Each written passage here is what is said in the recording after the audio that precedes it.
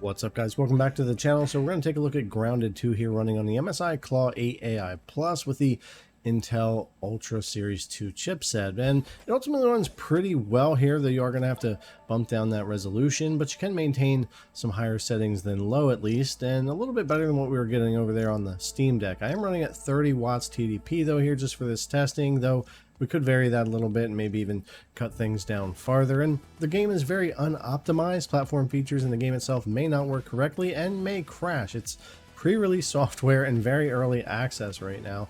As far as the settings, that's pretty bare bones too.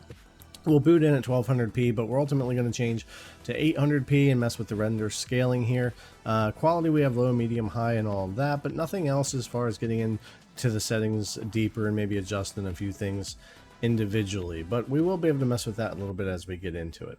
Now at 1200p 100% here, even on low, that's definitely not something we're going to be able to do in this game at around 15 FPS. I didn't expect to be able to, especially right now the way the game is optimized.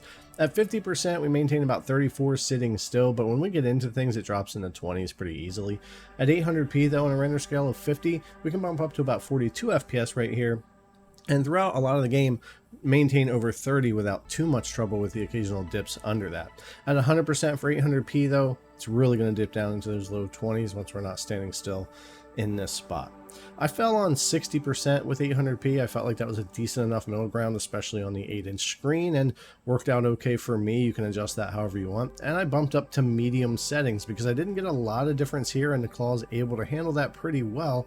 And unless I get into an area where I really have trouble, medium helped the game kind of clean up a little bit and look better here on the Claw, even though we are rendering 60% of that 800p.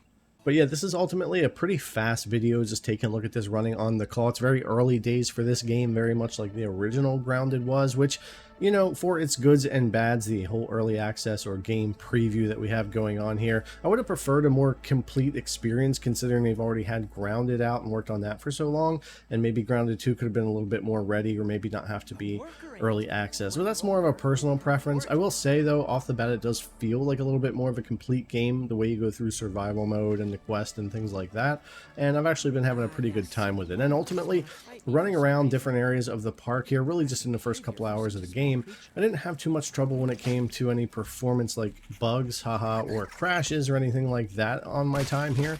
Just the FPS is going to vary anywhere from 30 to 60 FPS depending on where I'm at and what I'm doing, and you can certainly lock that down, but I wanted to see what performance would be doing here ultimately, and it was fine.